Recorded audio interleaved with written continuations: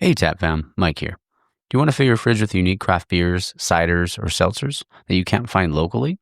Then Tavour is your answer. I partner with them to bring you this exclusive offer for my Taproom listeners. When you use the promo code TAPROOM25, you get a $10 credit towards your next purchase when you spend $25 in the app or online. Tavour has it all, from IPAs to stouts, sours, ciders, and so much more.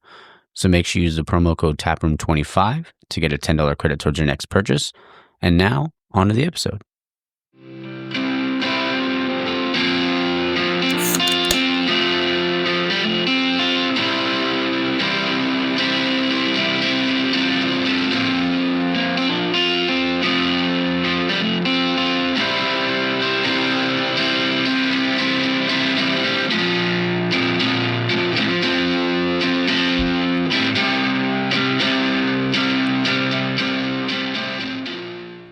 All right, and we're back. This is episode 113 of the Taproom Podcast, and I'm your host, Mike. Oh man. It is Sunday morning, around 8:52. Morgan's snoring still. But yeah, it's a fun episode. I had to double check to make sure it was 113.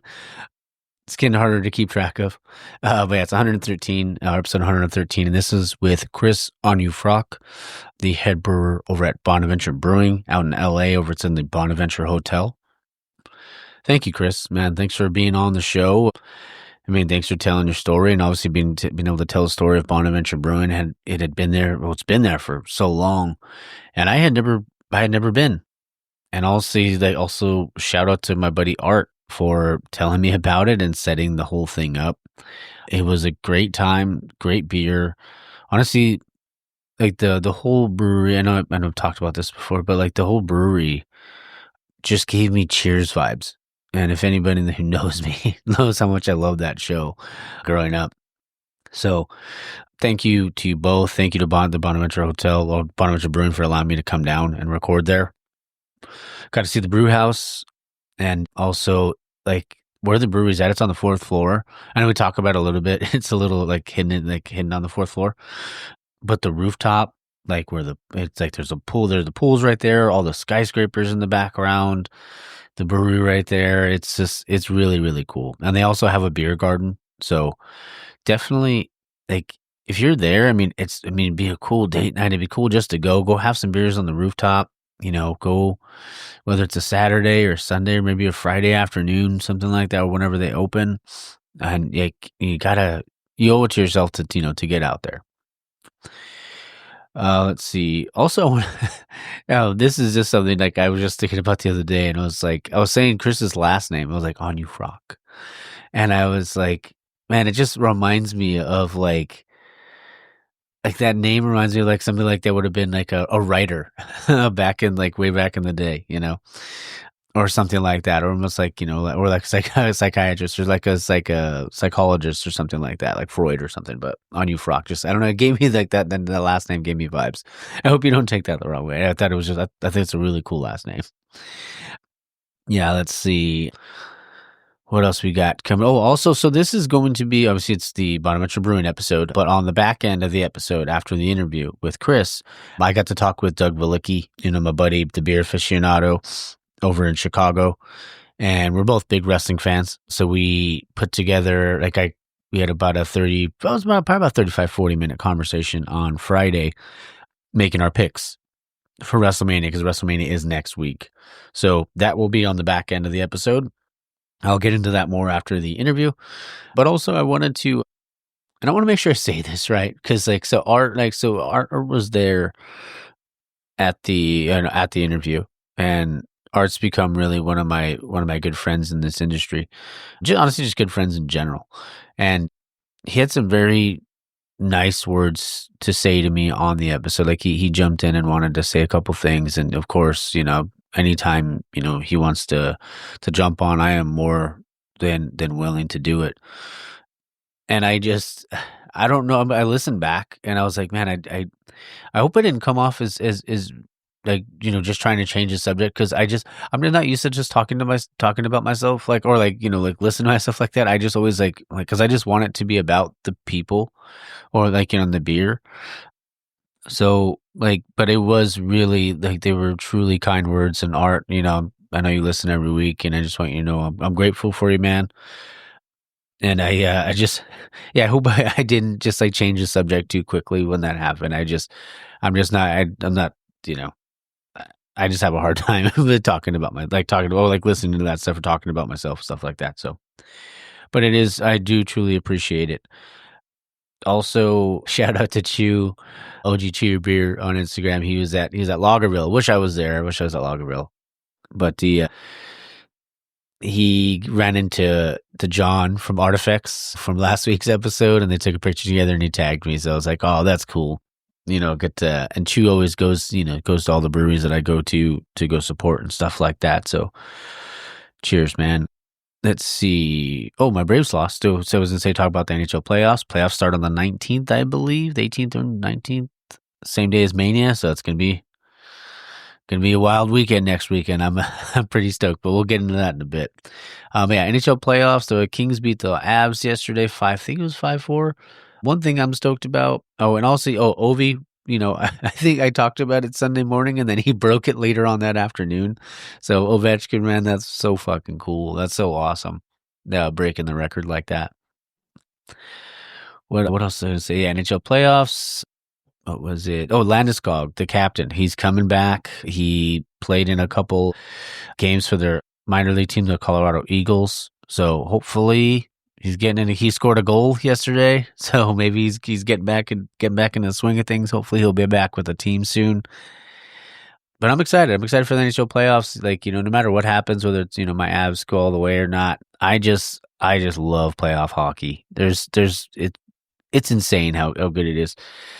But that'll be fun. It'll be plenty of games to watch next Saturday. Well, also then WrestleMania. I want to talk about it so bad. And also what is it? What do you want to call it? Shit. I remember now. Luis and I, we've been doing Taproom Tales and stuff like that. So you guys got to go, if you guys haven't watched them yet. I mean, I know they're like, they're 3 or 4 minutes and they're on Instagram. They're also on YouTube as well. But I mean, I just I'm always on obviously on the Taproom Instagram. So yeah, if you get a chance to check those out, give them a like, share them, comment, stuff like that. We love all that. Like you guys being able to do that, or like want to know you guys enjoy them, or if you guys have ideas, for episodes. We released a logo that my brother did, that Jizzy did. We're going to do a small t-shirt release. We're going to work on that probably in the next month or so. And that should be pretty good. And we're gonna try to time the release of shirts with an episode. We were talking about it yesterday. I went down there and tried his No Nintendo. His Japanese rice lager, so good. But yeah, all right. I'm going to talk a little bit more about Mania after the interview with Chris right now. So stay tuned for that, and then we'll jump into the Doug Veliky portion of the episode, talking about WrestleMania next week. All right. Hope you guys enjoy the interview. Cheers. All right, guys, we're back in the tap room, and I'm your host, Mike, and I have a very special guest on the show today. It is Chris Onyu Frock from Bonaventure Brewing out here in LA. How's it going, man? How's it doing, man? Yeah. Thanks for coming on. Thanks for having me. Yeah. And I never knew about this place, and, Art told me about it and, set this up. So shout out. No, Art's actually just sitting at the table next to us. But yeah, I was like, man, it's a massive building and like really cool, tap room. It's a hard place to find. Yeah. The parking's not ideal. But probably like 90% of the guests are for like conventions or nearby events. Okay. A lot of airline people. So that kind of dictates some of the beers that we've been brewing lately. Okay. Gotcha. That's cool, man. So we're having a beer right now. I know you said it's a single hop IPA. You said it was brewed with? All Cascade. Okay. Yeah. Nice. Cheers, man. Cheers. Oh, yeah, that'll get you there. Yeah. 6.5%. Oh, yeah. Dang, that's good. Even though, look at the lacing on that glass. That's good. That's great stuff. Man, so tell me about your craft beer journey. How did it all get started for you? Yeah, it actually started like a lot of the other guests on here. I got a Mr. Beer kit. Okay. It was like a little keg. Nice. I was like 15 when I got that. Yeah. And then I got really into it, and I got accepted into a homebrew club, and it kind of took off from there. And then on my 21st birthday, I applied at Left Coast. Oh, nice. They hired me like 6 months later. And I was there for about 6 years. And then I moved up here when I met my now wife. And I worked at Santa Monica Brew Works for 4 years. Oh, awesome. That's cool, man. Yeah, I got hired on as a seller. I did do some brewing, but I was more on like the seller packaging side. Yeah. They were growing, they were growing pretty massive at the time. Yeah. So it's kind of cool experience to be there for that. And then during COVID, the commute was just getting too much, and Green Bar asked me to interview there. Okay. So that's where I'm at right now. Awesome. And then here, and I do this on the weekends. Nice. That's cool, man. I was Santa Monica Brew Works. I love their shandy. Yeah, they've been making great beer. Yeah. The hot dog on a stick lemonade one, right? Oh yeah, so good. Yeah, they use actual like lemonade from them. It's kind of cool. Yeah, and what I love about that beer, because it's like the perfect summer beer, I feel like. Yeah, super light. Yeah, super light, crushable. So how long have you been here now, Bonaventure? 3 years. Okay. It's about 3 years and 2 months, something like that. Nice. Well, congratulations on that. Yeah, it's a cool spot. I live like 2 blocks away. Oh, there you go. So it makes everything easy. Nice. That's awesome. I mean, that's a nice, easy commute. You don't have to worry, especially in LA with the traffic and everything like that. It can get pretty insane. Yeah, that's one of the downsides about this location. The parking is just like anywhere in downtown. It's kind of difficult to find parking. We do have a lot next door. And on the weekends, it's like $10, but yeah, valet is an option, but it's kind of expensive. Yeah. All good, man. So tell me about your setup here, like how, like, when like your day, what is it then? Because I know it's like the brew house is outside, right? Yeah. It's a pretty old brew house. They built it 27 years ago. But it's cool. It's an interesting office. It's in the middle of a giant garden, basically. It's 10 barrels. We brew like once or twice a month here, though, so we're not going crazy. I think we did 110 barrels last year. We'll probably do 130 this year, maybe a little bit more. So yeah, it's just a small little tiny brew pub. That's cool though, man. I mean, I've always loved brew pubs because you can kind of like venture out and try different things and do that sort of stuff because of turnover. Yeah, they give me free reign. There are a couple taps that they want to keep, like Marathon. That is a 20-some-year-old recipe that they want me to continue, and it's really popular. So can't really argue against that. But besides that, they just kind of let me go out and make whatever I want. So that's kind of nice. I take a lot of advice from the regular people that come here, ask what they want. I have a chocolate porter on that was actually inspired by one of the people that is here weekly at least. So that'll be fun. It comes out on Tuesday.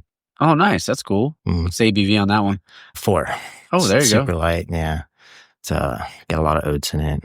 But it's probably the first time I made a recipe where I didn't actually like go for a style.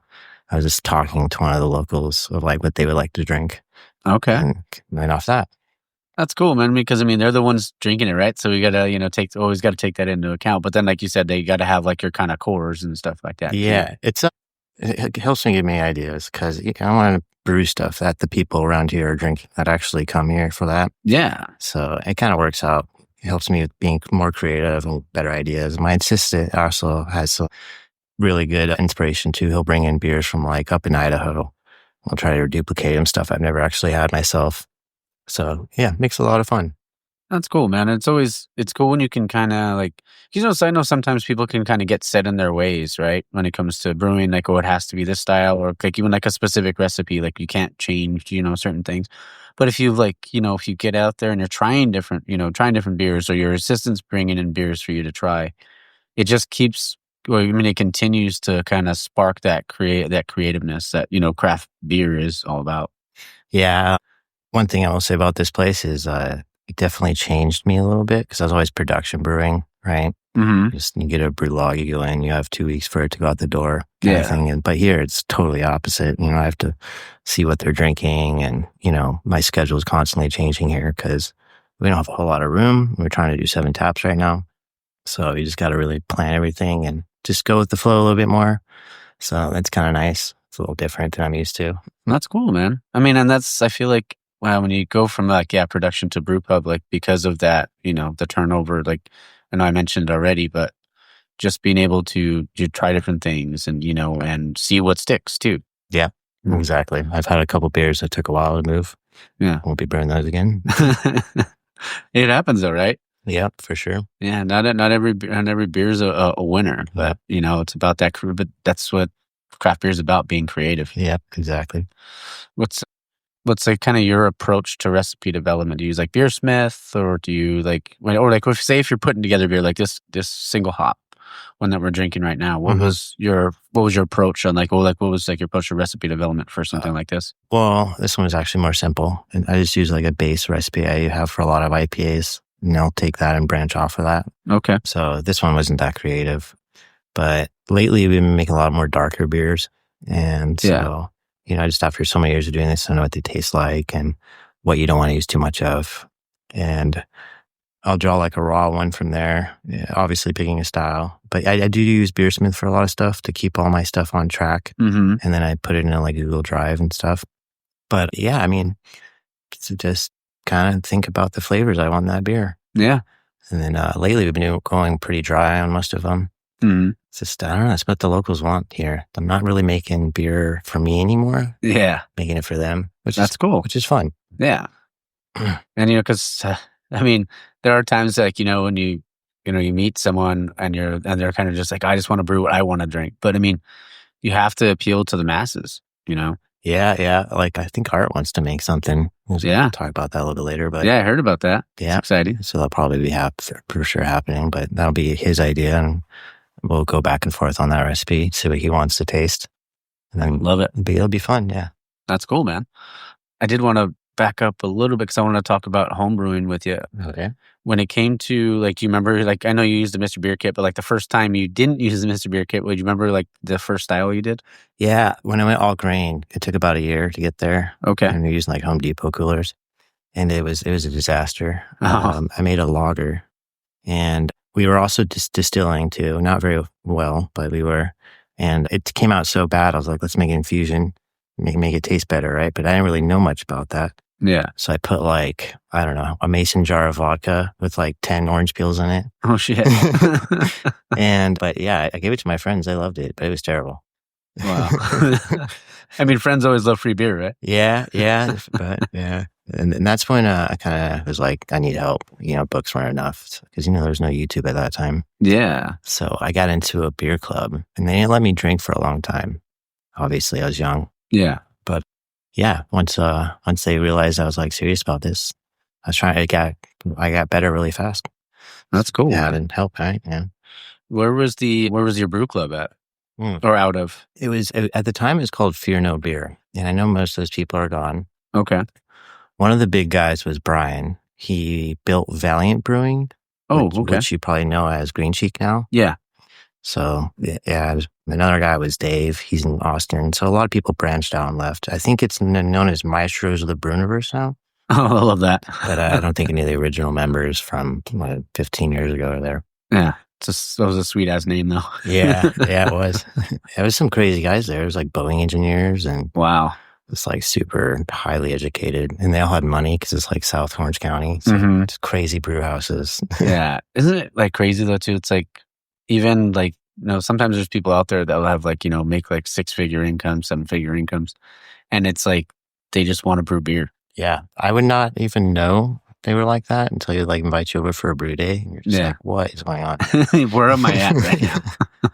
Yeah. So that was a good time. That really helped me get motivated to want to do this for a job.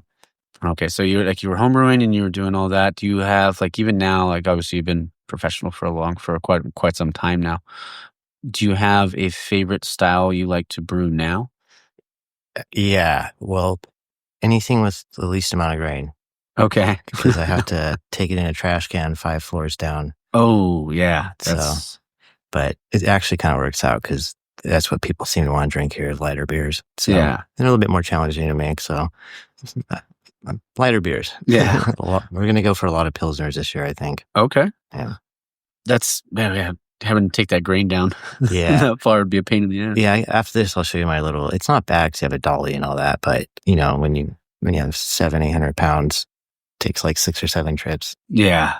So, wow. Yeah. Yeah, I couldn't even imagine how painful, not painful, but like annoying that probably is. I'm just used to opening the hatch and scooping into a tote, Yeah, of course. It's cool though. Art came up and he did it for me last time, so. Nice. That was nice. What a sweetheart. I know. Like, what about drinking? Like your favorite style to drink? Oh, probably Mexican lagers. Okay. Yeah. Good stuff. I mean, when I come here, I drink my IPAs. It's kind of what I guess I make for me. But yeah, I like Modelo. Okay. That's probably the beer I usually go for. Nice. Yeah. Yeah, I was going to ask you that later too, like your desert island beers, but I usually ask that at the end. Yeah. But I love good hams, like hams or Coors or Banquet. Like, it's can't go wrong with it. You know what you're getting. Yeah. It's crushable. And I think Coors Banquet's like a good, like if you're going to cook with a beer, or if I do like a beer batter or like beer brats, I'll use Coors. Yeah, it makes sense. No hops. Don't want you to get bitter, right? Yeah, definitely not. Let's see. What are some things like, or some of the biggest challenges you feel like you faced like throughout your entire journey now? Actually, moving up here. Yeah. Yeah, I was a little naive, because I came up here with like 6 years of experience, and I thought I'd find a job right away, but it doesn't quite work in this industry like that. Yeah. It's got to be the right time. There's got to be a job open. There's only so many breweries. So that was probably the biggest challenge, was just getting a job up in LA, having the right opportunity. And Santa Monica is what it was. So yeah, that's cool, man. I mean, I love, every time I talk to somebody, I always say any brewer, like their destination is the same, but the journey to get there is what it's all about. And I feel like if there aren't hardships or if there aren't things you have to kind of struggle through, then it just makes it, I feel like those things make, like when you do get there, or that getting to that destination so much better. It's like adding all the right seasonings to, or whatever, to whatever you're cooking kind of thing. 100% agree. It's hard to appreciate the highs if you don't know the lows, right? Exactly. What were now or even before, what were some of your favorite breweries to frequent? Right now, I hang out at Angel City a lot. Okay. Friends with a couple of the brewers there. They're really good guys. So my wife's also friends with them. So nice. Usually meet there after work, hang out for a couple hours. Arts District's right there. They have games. So there you go. We like that. And then we'll bring our friends if they don't really drink beer at Arts District. Okay. To the full bar there. Oh, yeah. And then Audiograph is a big one. Good people. Yeah. We're friends of Christina and Trevor. They're good people. Larry's dope. So spend our money there. There it is. Yeah, you always want to support, it's got to do anything for the industry. Yeah, for sure. You mentioned that you like playing video games. Do you have so what are some of your favorites you like to play? I'm playing a lot of Battlefield lately. Okay. Some strategy games, like Civ is out, right? Okay. Been playing that. I just don't have that much time right now. So I wish I could play more. Yeah. I feel you on that. Got this whole gaming room going on, and I probably use it an hour a week, maybe. Oh, gotcha. That's cool though. Do you have a top 5 of all time? Top 5 what? Like games? Yeah. It could be console. It could be anything. Yeah. Well, I use PC. Okay. Battlefield. I don't want to say Call of Duty, but that one's kind of iffy. Yeah. Age of Empires. I like that game. Oh, okay. Which is funny because you just need a phone for that game, but yeah, it's a nice computer I have. It makes sense. But and then I don't know, Civ. Did I say that already? It's a big one, but I don't know. I kind of jump all over. I'm a little ADD with it. Oh, okay. Cyberpunk. Yeah. Oh, there you go. Definitely, that was a good game. Yeah, I know that when that game when it first released, I know it was so buggy. I heard. Oh, it was so bad. Yeah. I actually ended up spending a bunch of money on a new computer because I thought it was my computer. Oh. And it still didn't work. So and it was just the game. It was just the game, and I was really sad. But yeah, it's what it is. You got a new computer out of it. Yeah, I did. Yeah, I always love because I was always a big PlayStation guy, so it was Uncharted, but I also love almost all the Zelda games. I did grow up playing StarCraft on PC as a kid. Kind of I haven't played in probably 20 years. But did you ever do Halo 2? I played a little bit, but I'm so bad at the online stuff. When I play shooters online, I am just terrible. Yeah, that was just the game with your friends. I think I was in middle school. Yeah. So you just after school, all your friends are on there. Just playing stupid. Nobody really cared if you won or lost. Yeah. Just having fun. Yeah, one thing I always loved I love playing campaigns. If I was gonna when I would play Call of Duty or when I would play Battlefield or anything like that, as long as the campaign was good, I was all about it. And then when they started taking campaigns away, I was like, all right, you're not getting my money anymore. Yeah, I mean, the best thing about video games is when I moved to LA, a lot of my friends are, they moved places, so you can still keep in touch with people. Yeah. I used to like mountain bike a lot when I was down in San Clemente, and it's kind of hard to do that here. Yeah. So video games is like my new vice. There you go. I paintball too. No, that's cool. Have you ever gone before? I've gone like one time, but I was like 18 when I went, so. It's pretty fun. I like how ridiculous it is. It's grown. It looks awesome. It's a lot of fun. I mean, and it's hard to take yourself seriously when you're like 34 shooting balls at each other. Yeah. Some people do, but it's just fun. You can go out there and it's like a little bit like chess. You gotta figure out what they're doing, and you get to play with you're going to hang out and play paintball with your buddies. Yeah, maybe have a beer or two. Yeah. Can never, when you mix beer into anything like that, it's, can't go wrong. Yeah, well, some people can. Oh, yeah. Some people, maybe get a little inebriated. Yeah. Oh, man. I wanted to add, I know we kind of talked about recipe development earlier, but just the creativity aspect of it for you, balancing, because, you said you have to make the marathon ones, but it seems like obviously they give you free reign, so you can kind of just run with it, and which is something I really I love when a brewery gives free reign, to the brewer and just be have at it or have fun with it. Yeah, I mean, they want the beer to move. That's the main priority, because this is a brew pub, so it's got a restaurant that's attached. That's probably the majority of the bills being paid for, right? And then we have the event space. They do weddings here. And we have a kegerator out there, so they drink our beer. There you go. As well. I'll have to show that to you. It's pretty nice. Awesome. But yeah, I mean, it's just what moves. I'm really just trying to think about, when I first started, I was making IPAs that I liked, and people were complaining. And they weren't complaining, but you could just tell it was too bitter for a lot of them. Gotcha. And so I started lowering that. It's the same recipe, and started getting more compliments. And then my assistant said we probably should have a broader spectrum of colors. Yeah. So we started making made a zombie drool. It's like a brown ale. Okay. It is like a duplicate of moose drool, but I used modern hops. And then this new one, like I said, the locals, they requested a Guinness. And then I was like, what do you like about Guinness? And they told me the points. So I kind of try to make something around that. It's really good. I'll pour some off the fermenter when we're done with this. Awesome. So you can try it. Yeah. I love a good dry Irish stout. So good. Yeah. It's a cool place because it's such a simple brew house. So you can't do a lot of crazy stuff. You kind of have to use brake hoses and stuff to do that. But you can still make some pretty decent beer here. Yeah. So. And you said it's an older system too. Yeah. Yeah. And the guy that originally made it was a wine guy. I don't even think he's alive anymore. But so everything's insanely thick stainless steel. I can't imagine how heavy it is. I bet. It's probably bulletproof actually. But but the whole tank isn't jacketed or insulated, so it's susceptible to temperature. But I figured out ways around that and just kind of pay attention. Yeah. So I bet. Yeah. I mean, did you by chance have you ever met Danny from Tustin Brewery? Oh no, I have not. He calls his brew house the cast iron pan. I've actually never been there before. Yeah. And I had a bunch of coworkers that came from that place. Dave Moody, I know, worked there. Yeah. He worked with, you know Dave Moody? Yeah, I've heard of him. I don't know him personally. Yeah, he's an old guy now. He's retired. Okay. He's just traveling around the country right now. There you go. Yeah, he's a good dude. I worked with him at Left Coast. Oh, there you go. And then I know Porter, he came from there, right? John, yeah. Yeah. What a great name, huh? Yeah, that's just all I call him now. Yeah, or even Brian Brewer from Hop Saint. Yeah. Dude, that is probably the best brewing name, actually. And I could beat that. Do you still homebrew at all, or is it just strictly here? No, I live in an apartment downtown. Oh, that's true. Yeah, that's understandable. No, but I kind of have my own homebrew system right here. Yeah, right. There you go. I mean, I've definitely learned stuff here. Yeah, I mean.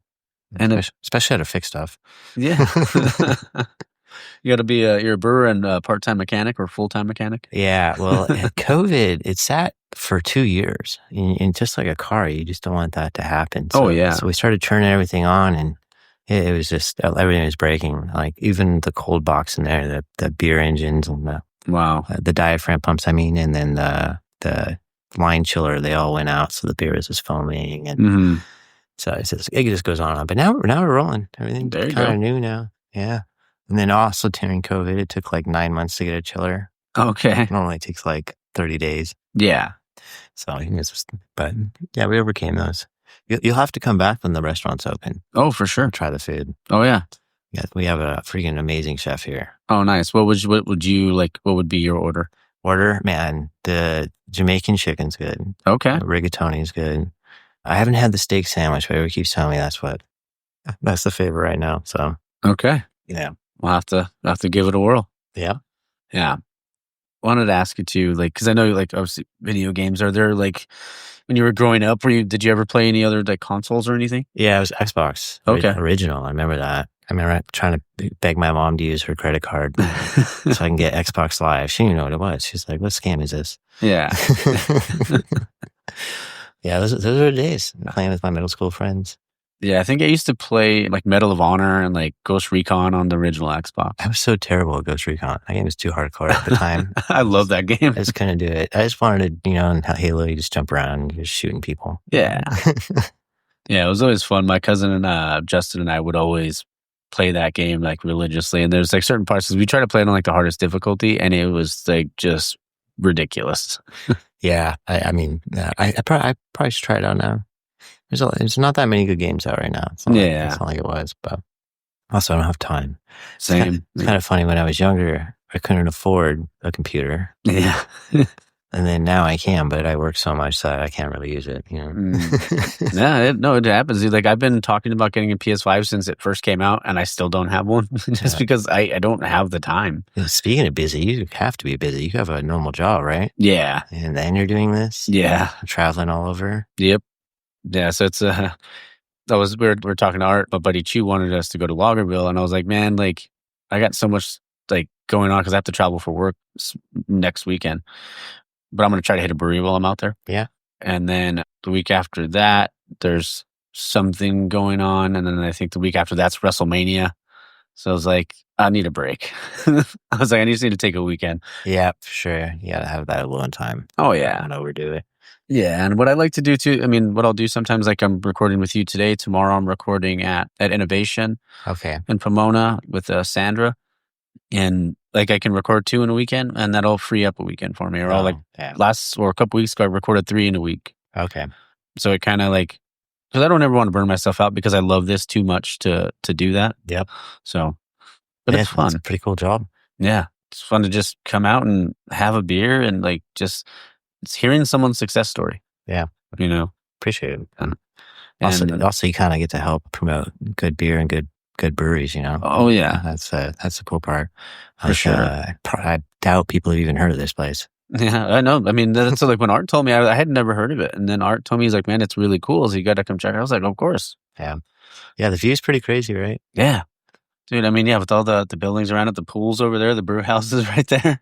It's pretty awesome. Yeah, I have some pictures I'll have to show you when they were building it. Okay. It's pretty cool. Dang, I bet. When was, and like you said, it was built like 20-something? It's 27 years old. Oh, okay. But they took about a year. You see this wall, the wall used to be right here. Oh, okay. And I know they can't see, but it's literally an inch away from us. And then there's a whole nother lobby that they built out. And then they built the event space. They were approached by the owner of the hotel, Peter Zen. They approached Robert's family. He's the owner now. And they already had a brewery. Have you ever heard of Belmont? Yeah. So that's a sister brewery. It's the same owner. Oh, okay. So he'll be able to help me out. Like one time I had a breakdown and I was running out of beer for a couple of weeks, and he was shipping kegs up to me. Oh, awesome. Yeah. So they approached him, and then they built this place, and I'll show you some of the progression of the pictures over time. It's pretty crazy. Oh, I bet. Yeah. That's cool. I mean, and how long has the hotel been here? Well, I think it was 67. That could be wrong. Yeah. Or maybe 62. I know 60s though. Okay. Dang. Yeah. Because I mean, I come down here, and usually when I come down to LA, Art's usually the one that set it up. Yeah. Because I know it can get kind of crazy with traffic and stuff. Oh, yeah. I mean, parking. It's definitely parking. And also the hotel's confusing. It's like an art piece. Yeah. There's no 4th floor elevator. Yeah. You have to kind of figure it out. And then it's really disorienting because everything's circle. Oh, yeah. So you're just going around columns as you walk downstairs, and you have no idea where you are. Yeah. But it's definitely a good picture spot. Oh, yeah. There's a lot of good places. Definitely. Yeah. Especially with all the, the skyscrapers and all that sort of stuff. It's really cool looking. Yeah, but even inside the hotel itself, it's just. Oh, it is. Yeah. It's just, it's no buildings are like this around here, really. It's it's all like cookie cutter, like squares and stuff like that. Yeah. What are some other hobbies that you have besides like video games? Oh, like I said, paintballing. I do that. Oh, yeah, paintballing. Yeah. I have a wife, and we hang out a lot. I don't know if that's a hobby, but she likes to do stuff. We travel a lot. That's cool. Like we try to go international like once or twice a year. Oh, nice. What was your last trip? Last trip was Costa Rica. Okay. Yeah, we went there for about 4 days, and then I've been in like Guatemala, been all over Europe. That's cool, man. Been down to Asia. Asia is probably my favorite. Oh, nice. Amazing beer there. Okay. But the funny part was that they were all Americans. I moved there. Breweries. But yeah, it was just I would definitely recommend Vietnam to everybody. Okay. A very cool place to go. People are really nice. I bet. Do you ever because anytime I go somewhere, like I always plan breweries around or plan the trip around breweries to go to? My wife likes beer. Like we went to Austria, so she planned us going to Stiegel. Oh, nice. Like, I want to see the castles and stuff. I like beer, but it's just like, we go for like, I don't know, landmarks. Or one time we saw an Instagram post. Yeah. For a dog park, and so my wife wanted to go there. And I was in Croatia. Oh, dang. So that started our whole trip out there. But yeah, no, it's not that expensive to do, really, if you plan it far ahead. Yeah. It's like when I first met her, I'd never been anywhere. It's like, I don't know how I'm going to afford this. But over 3 or 4 months of paying for it, it's really not that bad. And you can see some really cool stuff, see some new cultures. Kind of changes who you are a little bit. Yeah. You should appreciate it. That's cool, man. I wanted to ask you too, when it comes to brewing, or the brewing process, what's the most unique ingredient you've ever used in a beer? Man, recently I made a lemongrass IPA where I used lemongrass, which is never used in beer, but I have this distilling job where we do all these infusions. Yeah. So we have a saison we're gonna make. It's gonna be a little unconventional. We haven't decided exactly what we're putting in, but that one's gonna be interesting. But yeah, I say lemongrass here. There's nothing crazy. Yeah. I think I threw donuts in a beer at Santa Monica, but okay. Didn't really make the taste different, it's just for social media. But yeah, of course. Bread. We did a collab with Bay Cities there. We threw bread in there from there. Oh, dang. That was pretty good. You can actually taste that one a little bit. Oh, wow. But yeah, nothing too nuts, actually. Yeah. Like you go to Angel City, right? They're doing some wild stuff over there with their sours and their barrels and stuff. And yeah, I've never done anything quite like that. Yeah. And I was going to ask you too, how do you incorporate local culture into the brewery, but it's with that beer marathon, I'm assuming that's because of the LA Marathon. Yeah. Well, I named the beers after, I have 4th Street Pilsner. Oh, okay. The Mila is a bartender here. She loves it's named after her. We have the Ben, and that's the chef. Okay. So I don't know. I'm not that creative with names. So just kind of. That's cool though. Name it after. We have a beer called the Burn. We're actually going to brew that next weekend. And that is named after one of the movies of I think he's the bar manager here. We made this movie named Burn. So we made a beer after it. It's a roasted barley and Victory Malt. Yeah. Basically a roasted amber kind of thing. So yeah, I just try to, I don't know. It's kind of a good morale booster for the restaurant. Everybody likes it. It makes it easy for me. That's cool, man. Beers, yeah. Awesome. I guess with being in rooftop and with the amount of turnover you guys have with the different styles, have we noticed any types of trends or anything? Yeah, it's IPAs or it's IPAs and blondes. Yeah. We had a Pilsner and I was really proud of it, but nobody was drinking it. I started bringing other brewers over and they're like, oh my God, you killed it. Yeah. I'm like, why doesn't anybody know? Yeah. Why isn't anybody drinking my beer? Yeah. And then so we put it on happy hour and it was gone in a month. Dang. So it's, I don't know. Marketing is hard. It's really important. You got to people, if they don't know it's there. I think that was a big part of people didn't know that was even an option, really. They saw Pilsner. So they took $1 off and it made it stick out on the menu and now, boom, it's gone. Yeah. So. Hey, sometimes happy hour will do that. Yeah, no, we do have happy hour now. So, and that's been helping. That's cool. Yeah, but the food is totally reasonable. It's probably one of the more reasonable priced restaurants around here, honestly. Oh, nice. Yeah. That's cool. I mean, the decor in here is awesome. Yeah, and it could use a little touch up. Yeah, but they've definitely been working on it. Yeah. It's just a constant thing. I love that portrait over there. It says, "We want beer." Yeah, some of the artwork when you first go to the bathrooms is strange. Okay. But they have some like pictures from like the 60s and Prohibition and stuff too. Yeah, this kind of reminds me. I mean, because like the wood the bar almost reminds me of Cheers a little bit. Yeah. I don't think I've ever seen that. But You've never seen Cheers? I I love that. So. I love that show. It was always like one of my favorites to watch growing up. I wanted to ask you too, like, because I mean, I know because you and Art going to do a little collab, and we'll talk about that in a little bit. But if you could collaborate with any brewery or brewer in the world, who would you want to collab with? Man, probably Leighton at Angel City. Okay. I have a lot of respect for that guy. It's awesome. And he knows his stuff. And he's a good friend of mine too. So it'd be fun to do that. But if it would be like for like a learning experience, probably be Green Cheek, honestly, like heaven. Yeah. And guy's a wizard. He is. Yeah, he knows what he's doing. Yeah. I used to hear about him when he was at Noble. Yeah. And they were winning like crazy medals over there. Mm-hmm. Who is this guy? Yeah, I know. Like all my bosses knew him and stuff. And, yeah. Oh man, never got to meet him. Yeah. I know. He's one I always say, like, he's like a white whale for me, the one that I've always wanted to have on the show. But one day it'll happen. Yeah, I bet you will. I've heard crazy stories. We had a homebrew group come by and gave him a tour and stuff. And they brought up Evan Price. And apparently they sent like recipes to him and he replied like the next day with advice. It was just like, that's cool. So busy. Yeah. He's able to have time to do something like that. It's pretty dope. Yeah, just pulling out killer beer after killer beer. He is. Yeah, and he wins. Yeah.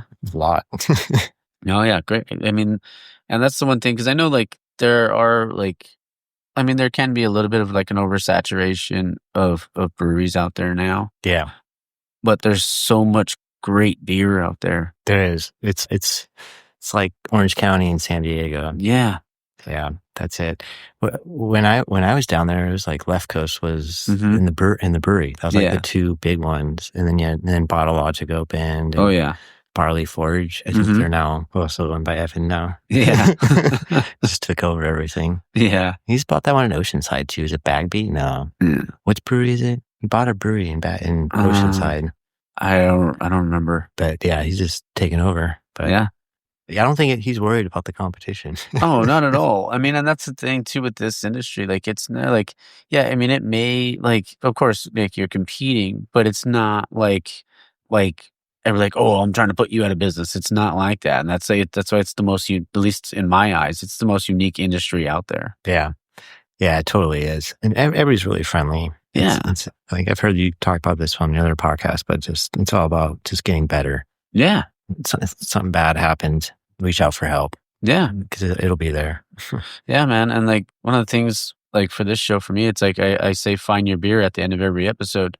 And like find your beer is like, yeah, get out there, start your craft beer adventure or journey and, find like go to local places, find something you like. But it's also a metaphor for life. Like just find something that makes you happy. Yeah. Yeah. Why do you want to be unhappy and complain about work every day? Yeah. Yeah. I definitely try to live by that motto. Yeah. I mean, I'm at a distillery right now. That place is awesome. Yeah. There's a huge learning thing, but it's all actually pretty similar to beer. Yeah. So, but yeah, I love that place. It's a great place to work. That's cool, man. Yeah. It's so awesome. I love it here too.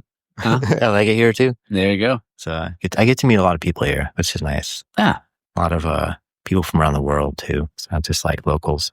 Of course, man. There's like you make those, connections and stuff like that. And those are like, and I feel like even in craft beer, like you make a connection and you make a friend, and it's like one of those things that like they become like lifelong friendships and lifelong connections. It's not something that just like, oh, met this person and then never talked to him again. Oh, for sure. My boss from Left Coast, I still hang out and talk to him.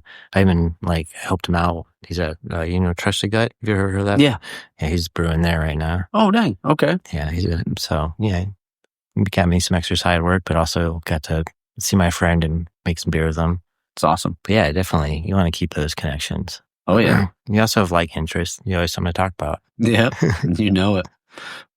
All right, what was it? I was going to ask you too. Like, do you remember your first craft beer that you tried? Well, the first time you tried a craft beer and you're like, dang, this is what beer could be. Do you remember what beer that was? Well, that was kind of weird for me because I was brewing when I was 15, so I couldn't really buy it. Yeah, that's true. Yeah. Dang, so you were brewing at 15 years old? Yeah, that's when I got that Mr. Beer kit. Holy crap. I was all growing at like 16. Wow. And that's took crazy. about another year for me to make something that people were like, oh, that's really good. Yeah, so you've been brewing for almost 20 years. Yeah. Wow. Long time. Hey, that's love and passion right there, man. Yeah. It keeps it interesting. Actually, LA kind of revitalized that for me. I'm not gonna lie. When I first moved up here, the beer was not good. And then I've just like watched it explode. Like to some of the best breweries in California. Oh, yeah. There's some great places down here. There was at one point way more bad than good. And now it's just like, I don't really know a bad one. Yeah. It's really been kind of cool to see. Yeah. LA, Orange County, San Diego, like you can throw a rock and hit a brewery and the beer's going to be good. Yeah. We're so spoiled. It's like, not even funny. Like I told you, I like to travel when I go to other countries. I'm like, oh yeah, what the hell are you guys drinking here? Yeah, you're trying. You can see it develop. It's like LA 15 years ago. But. Yeah, and you know what's crazy? Like when I was in Dallas, last month, I was out there for work, but of course I had to find a brewery to talk to, or a brewer to talk to, and talking to him and going to the different breweries out there. It's like they're kind of like they're on the up right now, and it reminds me of like I've never been out there. But I did listen to a couple of your podcasts from out there. Yeah, I don't know. I got to go. Have you been to Austin before? I haven't, but I've heard they have fantastic beer. They have like mega breweries. Yeah. Where you just walk in, it's like 800 barrel bright tanks. Oh, yeah. It's like, what is going on here? Well, actually, that place may have closed. Let's take that back. But they had a little, like everything. But yeah, really good quality beer. Have you ever heard of Jester King? Yeah. That place is incredible. It's like, it's like a winery. I definitely recommend going to Austin. But yeah, I didn't even know until I went there. It's the whole world. Everybody's drinking craft beer. Yeah, my buddy told me about that place while I was out there. I was like, man, I got to get out to Austin. Yeah, Austin's crazy. I definitely Jester King. I don't know I'm sure Austin Beer Gardens is still there. ABG. Oh, probably. That's like a nightlife place. Yeah, there was the one in, Three Nations. It was like one of those production facilities. It was massive, but super cool on the inside. It had like a kind of a hidden kind of top floor kind of thing. And like just a really cool, unique looking tap room. And like all this space, all the different things you can kind of do in there. It was really, really cool looking place. So with all this traveling that you've been doing for this, where's the craziest like new up and coming place? Man, I'm trying to I'm trying to think. My brain's not working all that great this morning. A place that I would love to see, and I feel like the last couple times I've gone, it's been busier. But shout out to Brandon over at Judge, what used to be Lost Winds in San Clemente. Oh yeah, I know Lost Winds. Oh man, I used to that was like I cried when I didn't literally cry, but I was really sad when I found out Lost Winds was closing. But then I got to meet Chris and Ashley, the new owners, and they kept Brandon on as the head brewer. He's from Stone, right? Yeah, I never met him, but I heard such a nice guy. I used to live like right there.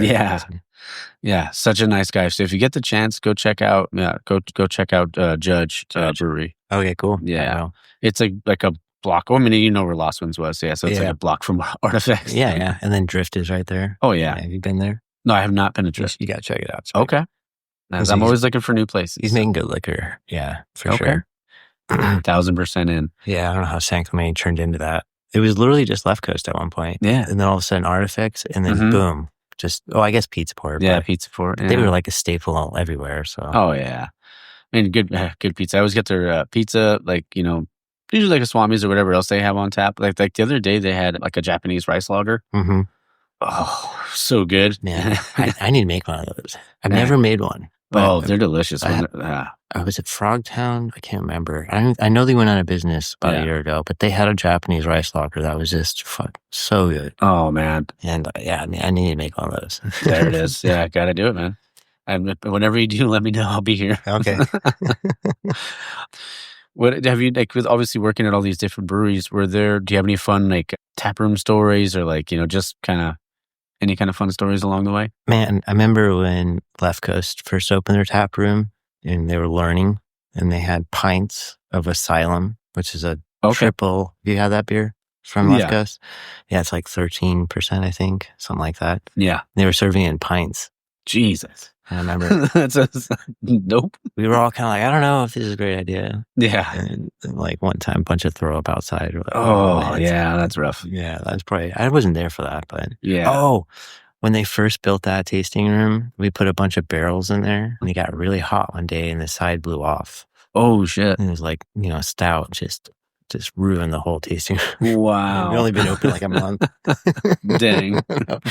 Yeah, that was a pretty funny story. That was like when I first started. Yeah. Wow. That's a funny one. Dang. That's crazy though. A stout blowing up. Yeah. I mean, nobody brewed the next day. We were all just tearing up carpet and mopping up stout. Dang. I'd say concrete it is. It was. Yeah, we scraped it. Yeah. They don't have that building anymore. Okay. But they learned the lesson. So when they went across the street, they tore it up preemptively. Just got rid of it. Yeah. Concrete only. Oh man. What are like? I know you mentioned Modelo earlier, but what's your desert island beers like? Because I know you said Modelo. So what if you did like you can do a craft style, or it doesn't have to be a specific beer? I actually have one. Okay. It's gonna be kind of a funny one, but it's just like nostalgic. It's Bitburger. Okay. Anytime there's a lot of German restaurants around here. Mm-hmm. Worst Cursed, and then Red Lion. But I don't know what it is. It's just like it's not like the best beer I've ever had. Yeah. It's just a good light beer that I don't know. It makes me. It's like some beers you drink just because it has like memories. Yeah. It's not even like your favorite beer. 100%. Yeah, that'd be one of them. So awesome. Bitburger Modelo. That's cool. Yeah, Desert Island. Nice. And what would be your favorite food to pair with beer? Definitely pizza, but okay. It's also another like memory thing. Yeah. Pizza Port, I spent all my time there when I was younger. You like thick or thin crust or don't have a preference? Man, Pizza Port does that like cheese over everything, kind of like that, but Chicago style. Okay. That'd probably be my preference. Okay. Nice. I haven't been to I don't even know if there's any like deep dish places out like in this area. I haven't found anything. Okay. Yeah, I haven't, but Chicago's got a bunch. They're everywhere. Yeah. Go there a couple times. Yeah, I do love a good stuffed crust, but I prefer thin crust. Yeah. Yeah, you like your one? Oh yeah. Love that crunch. What about that Pizza Port where it's like in between? Yeah, that one's good. I see, and that's the thing. I totally I'll eat any like style of pizza, whether it's like Detroit or deep dish or like New York style or like the crazy thin cracker crust ones. Like I'll eat it. Any of it. What's your go-to toppings on yours? Meat. Okay. Yeah, probably meat. There you go. All of it. Some meat lovers? Yeah, that sounds good. That's what I usually get at Pizza Port, the meat extreme meat. Yep. Same here. Pizza Man. Yeah, that one and those fried mac and cheese bites. Oh man, they had the hamburger pizza too. That was good. That was wild. Yeah. Yeah. The food here is actually incredible. Yeah, it's been the same chef forever. That's awesome. Just some of the dishes here are just. I'm gonna have to try it. Yeah, for sure. You have to come by. Definitely. Last question. Yep. If you had your own brewery, what would you name it? Man, I remember you gave me the headline for this, and I didn't even know. Yeah. I have a really weird last name. Okay. So maybe just named it after me. That sounds kind of dumb, though. I don't know. No. I don't know. I've never had like an aspiration of owning my own right now. Yeah. I just don't think the timing's right. I just never really thought of that. I don't know. Honestly, it'd be a question I'll probably have to get back to you on. But but maybe and it'd probably be something German. Okay. I'll give you that. So that's like that kind of style too? Yeah, that's my last German style pills? Oh yeah, I if you had a flagship? Yeah, I would probably make a lot of lagers. That's what I'm good at. Love it. I'm okay at IPAs, but make some really good pilsners and stuff. So awesome. Should we bring Art over so we can talk about the collaboration? Yeah, come on, Art. Come on in. Water's fine. Yeah, it'll pick you guys both up too. So yeah, thanks, man. I'm glad you came down. Yeah, for sure. Thanks for. I mean, what I want to say, forget the collaboration, and we're going to do it, and we're still working on the recipe. But I really wanted to say thank you to you because he's interviewed Chris. I was talking to Chris and his wife. We were hanging out here before, and I told him that the reason why I respect you is because you're a true beer industry advocate.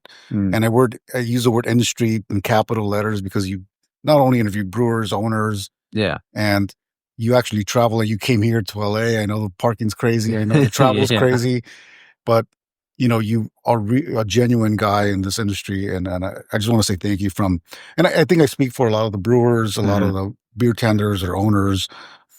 You are a genuine guy when it comes to that. And I just want to thank you for that. And it's not easy to do that. I mean, he's coming down from here. I know he has family stuff going on later on. And Yeah. it's, you only do it. I know it's content, but you love it. And, Yeah. and I know that. And I just wanted to say that.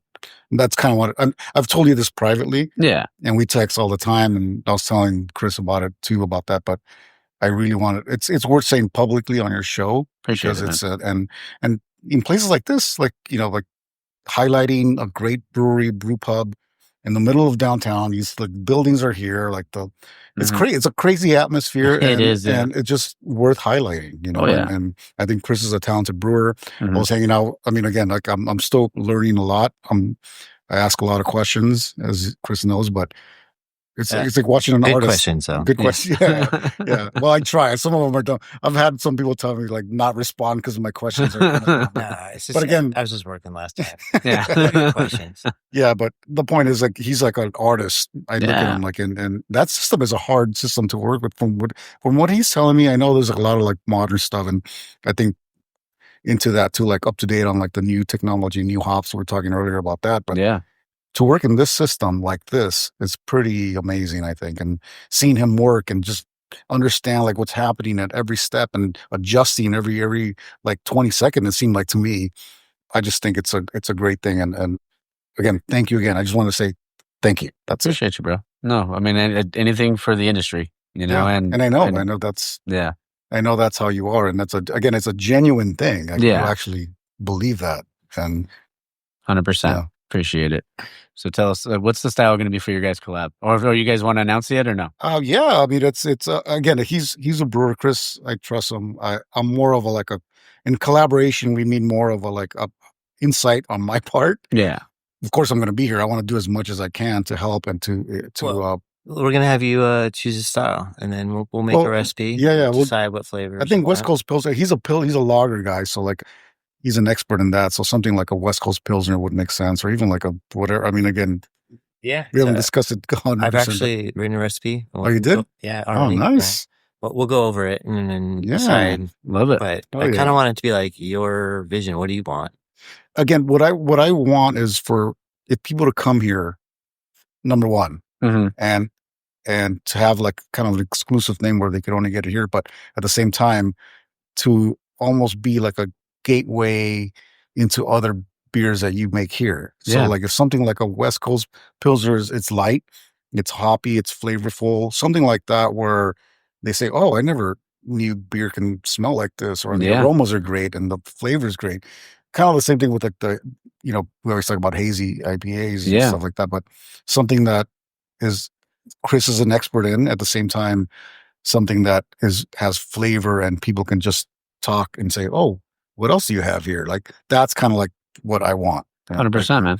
And it makes sense to do it here. It's in downtown LA. It's in the middle of downtown LA. It's amazing. Thank you, Chris, Yeah. we talked about, again, it's You're kind, man. I appreciate it. We've been hanging outside of this too. Just It's awesome. at Native Sun. Native Which Sun. makes- And he's interviewed there and an Audiograph. Yeah. He's been there. He's been to Frogtown and Yeah. Arch District. So he's been in LA for a while, like, as far as interviewed, but we've been hanging out there, and we may go there later on too, but I know. But There you go. Nothing wrong with it. No, but thank you guys. And thank you for the kind words, Art. I really appreciate it. I just, I don't want to, if anything I can do, if I can support somebody or help support a brewery or anything like that, that's what it's all about. So, and thank you, Chris, for being on. Oh, of course. This was a lot more fun than I thought it'd be. Yeah. I told him, I'm like, you got to tell your story, man. He's a talented guy. So Yeah. it's Yeah, but also Bonaventure. Yeah. Yeah. yes, Come check this place out. that's the main thing. Like, come check it out. The food's great. Yeah. The view's great. Yeah. The beer's great. It's a perfect date night spot too, I feel like. Perfect it date. is. Yeah. Perfect Yeah. date spot. Perfect, like bringing out friends if you want to impress them, and they'll never know this is here. Yeah. Even though that should change, but in general, that's a pretty cool thing. Like, oh, check this place out, and everyone will be impressed by coming here. So 100%. No, definitely. I'm impressed just, looking out the windows, and looking in here and everything Yeah, like that. So, after this, we'll do a little walk, show you around the brewery. yeah. Want you to try some stuff. Let's do it, man. Again, I appreciate you being on. Can't wait for everyone to hear this, and then we can hopefully bring some more people in here. Sounds good. Thanks, All right. man. Cheers, guys. Cheers. Cheers. Cheers. All right, guys. I hope you guys enjoyed that. Like I said, I had a fun time. One of the things that I really enjoy about when I'm talking to people, especially because some people can be a little nervous at first, but getting people to open up and once they realize it's just a kind of a fun kind of conversation, stuff like that. And it was just a great time. And I'm truly appreciative of Chris. And also even Chris messaged me on Friday and he's like, "Hey man, would you ever want to record with people at Paperback?" I've wanted to record with Paperback for a long time.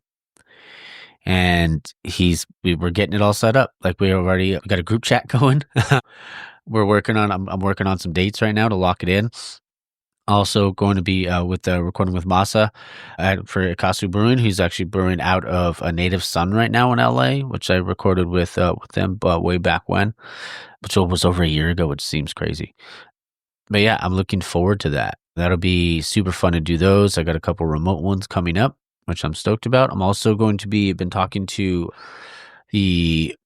I reached out to the Body by Beer podcast. I'm looking forward to doing that. You know me, I love talking to podcasters, hearing how they got started and, the kind of ins and outs of their, what it's like for them, stuff like that. So that should be fun. I'm excited. There's a lot of stuff coming up. Got some other stuff, some other irons in the fire. Don't want to get into just yet, but it could be really good. So yeah, I'll keep you guys posted. But yeah, like I said, WrestleMania is next week, baby. And I don't know if you noticed I just got a little jacked right there. I am so stoked for WrestleMania. It's one of my favorite weekends of the year. I am already planning it. I put, I'm making that pastrami brisket. And I think I've talked about it already on the show. I don't remember. But yeah, I got the pastrami brisket, and I made the brine last Friday. So it's been actually this past Friday. So it's been in the brine since Friday night. I'm going to be checking on it, keeping an eye on it, but it's going to be in the brine until Friday afternoon next week. Oh, no, sorry, not next week. This week. This coming week. And then we're going to be smoking that bad boy on Saturday. I'm also going to be making some pork belly burnt ends. I'm going to be making some hot links, but the hot links, I'm going to quarter them, almost quarter them, and then almost make them like burnt ends. Just then obviously they're not going to take as long. And then I bought some honey habanero rub that I'm going to throw on those bad boys with some barbecue sauce in there, almost like little smokies, but kind of obviously bigger. And then, so that'll be Saturday. I think I'm going to also make mac and cheese. And then what else we got? And then Sunday, I'm going to do quesadilla tacos. That's also Morgan's birthday. So Morgan's going to get a cake. Morgan's going to get her hat, her birthday hat. And then she's also going to get a smash burger. Says that is her favorite. Actually, that and French fries. I don't give her smash burgers very often, so don't come at me and be like, you shouldn't be feeding your dog that stuff. I give her a smash burger every once in a while. If we're at a brewery and they have one, I'll get her like a plain patty. But on next Sunday, she's going to get a couple French fries because she loves French fries. It's like one of the things I do let her eat, like when it comes to like fast food, or no, just I guess fast food. She loves her French fries. So we're going to have that. And yeah, the quesadilla tacos. So quick. One thing I love about Mania too is like a lot of my friends, it's like we don't see each other a lot during the year, but for Mania, we always get together. And which is cool. And I think my buddy Dario, obviously you guys know who Dario is. Dario will be there on Saturday. I think my buddy Dan's coming down, a few other people. And then also Sunday, believe Luis, because they running the show, running Level Ups. He's busy, but I think he's gonna get someone to work Sunday for him so he can come down and partake. Should be a good time. Looking forward to it. I just can't wait for Mania. And honestly, me talking to Doug, I don't know why I just thought of the hangover. I was like, I'll be you, Doug. And yeah, Doug's just such a great dude. And we were talking about, he actually just did improv too. He was telling me like on the show, like he was doing improv. He did his first improv show yesterday on Saturday. So I hope it went well for him. It's like he posted a thing. So, but we were emailing each other, and I want to, because I mean, obviously there's the 4 big pay-per-views every year. There's Mania, there's SummerSlam, or the Rumble. Mania, SummerSlam, Survivor Series. So we might have to do we were talking about potentially doing one of these like 4 times a year, so we'll do that. And then maybe I'll even get Ely involved, get Shawnee 2 Sandwiches involved as well. That'd be fun. Yeah, before we end up going long on this outro. But yeah, so we're going to jump into our WrestleMania picks. I think it's around 40 minutes, so I know not everyone's a wrestling fan out there, but this is my weekend, baby. So yeah, I hope you guys enjoy the predictions with Doug Veliky, and stay tuned for the outro. All right, guys, we're back, and I have Doug Veliky on the show from Rev Brewing out in Chicago. Also a wrestling aficionado, not just a beer aficionado. How's it going, man? Pretty good. I think that handle's already taken, unfortunately. I should have grabbed it 13 years ago when I grabbed the beer one. Oh, yeah. And even for today, I mean, people can't see it because they're going to be listening to this part, but I have my 2 Dudes with Attitude t-shirt on for WrestleMania. Love it. I'll be Big Sexy. You can be Heartbreak Kid. Oh, I love it. Let's do it. So we wanted to, obviously, every year, like, because obviously we both love wrestling, and I love, like, WrestleMania weekend is always, I feel like that and the Rumble are, like, the 2, like, the top ones for me.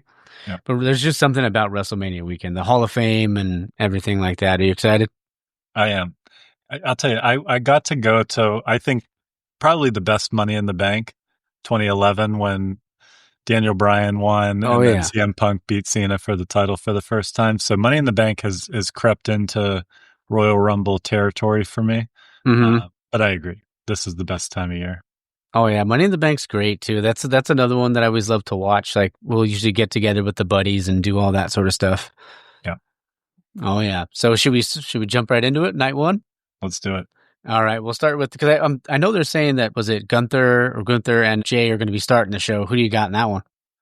And I've flip-flopped on that one, and I'm going to say Gunther retains. Mm-hmm. I don't like the direction of the story. I think they pushed Jay almost too hard every show right after the Royal Rumble.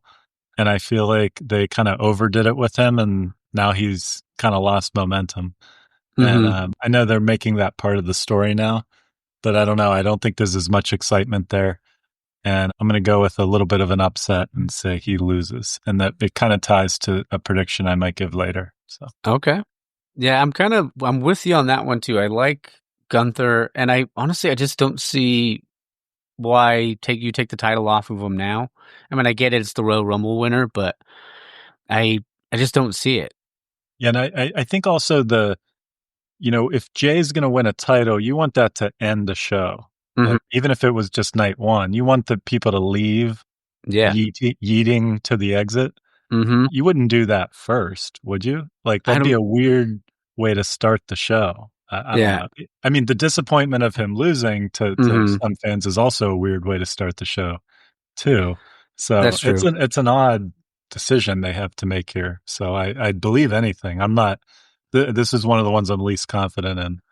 But, yeah, I feel the same way in a way. I just feel like, I mean, don't get me wrong, I like Jay. I mean, I like him a lot more than Jimmy, but I just feel like, there's just something telling me that that's not going to happen. But yeah, I mean, I feel like if Vince was still around, maybe he would do something like that to have Gunther drop the title. But who knows? Next one we got the World Tag Team Championships. It's the War Raiders, the New Day, which not really knowing like what's going on with the New Day lately. But I mean, I used to love the New Day way back, but it's obviously different now without Big E. Yeah, I don't have enough invested in this one to really care, but I'm going to say that the New Day are just there to lose, and I'm going to say no title change there. Yeah, I feel the same way. I feel like New Day doesn't. I mean, giving them the title doesn't do anything. No. Yeah, the War Raiders need it more than they do. Agreed. Another one I'm not particular into is I love women's wrestling, but Jade Cargill and Naomi, like that storyline just isn't grabbing me. Yeah. I would pick Jade just as someone that's, I don't know, maybe more likely to get a push these days right now than Naomi. But again, I haven't followed that one too closely, so I'll be more interesting as we go along. But that one, I don't have much to say. Yes, I would pick Jade to win. Yeah, I think Jade has to win. I mean, you can't have her like lose at WrestleMania. But I feel like it could have been so much better if it was her and Bianca. if it was Jade and Bianca more so than Naomi, but we don't. We're not the writers, right? So, Right. What do we got next? The United States Championship. So it's Jacob and LA Knight. How you feeling about that one? Yeah, and feel free if you want to go first on some of these, so I don't steal your thunder every Oh, not at all. we can rotate. But to me, this is as obvious as it gets. That, Jacob has to win this. I mean, Yeah, it's the harmless U.S. title. He's over. They can't even make him a bad guy because the fans are chanting his name. Yep. LA Knight is a fun kind of like he'll always be useful to them, like because he'll always have a role, I think, at WWE, but they don't need the belt on him for that. I think this will be the first of many pushes for Jacob. Yep. I think Jacob too for sure. I like LA Knight. He reminds me of the way he talks, it sounds like Stone Cold a lot of the time. Yeah. But still, I think, Jacob has way too much momentum to lose unless they get, they throw Strowman in there to interfere or something like that. But I would think Fatu would win. It'll be interesting to see how he, like his character will need to evolve as a singles champion. Yeah. Like he quickly, you can just tell, like just the sound of his voice. I mean, he sounds like Exhibit, the wrestler. He totally does. Yeah. The wrestler, the rapper.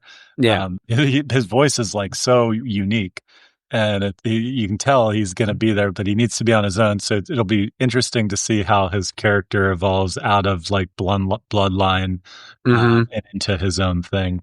I think that'll need to happen as he continues on and holds the title. So I'm excited to watch that happen. Oh yeah, I think that'll be a good one. Another one, Rey Mysterio and El Grande Americano, Chad Gable. I feel like Rey Mysterio's been enough manias. I feel like Chad Gable, give the kid a break. Is what I think should happen, but who knows? Yeah, this feels like a reward for all the losing he's been doing for them. Like, hey, we need a guy to lose. He steps up and goes out there and loses. So I think this Ray winning, like you've said it with other matches, it doesn't do anything for you other than give the kids something to cheer about. Yeah. So the only way Ray would win is if they had too many heels winning around it, and they just needed a feel good winner. Then they could let Ray win and just get everybody cheering. I could see that. It's a harmless match. It's not going to swing the show one way or the other. Yeah. But yeah, I'll say Chad. Yeah, I'm with you 100%. The next one, I know it's kind of controversial right now because of Tiffany and Charlotte, what's been going on with the promos and all that sort of stuff. And Charlotte just not being over as a heel. Nobody really cares. But I really hope Tiffany wins. I feel like there's no point in Charlotte coming back and beating the hot rookie right now. She's just killing it for the most part, when in the ring and most of the time on the mic. I know last week was kind of rough, but she's just killing it. She's so hot right now, and when it comes to stuff like that. Yeah, I was going to say the same thing, that Charlotte, especially having been off for so long, I don't think she came back to win. I think she came back to make someone young look good, look strong. So that seems like the way to go. Only exception with that kind of logic is, if they're setting up a rematch where the other will get over in the rematch, thinking back to Rock, Cena, back-to-back WrestleManias. Yeah. You thought it didn't make sense for The Rock to win, when then he did, but then you realized it was so that the next year it could go the other way. That's the only other thing if they did it in back-to-back month. Yep. Yeah, I'm excited to see that one because, I think Tiffany, like I said, her career is so hot right now that she's, there's not really, I feel like she's probably the closest thing we've seen to maybe Trish Stratus when she started to take off, especially as a wrestler. Yeah, I'm excited to see that match. Yeah.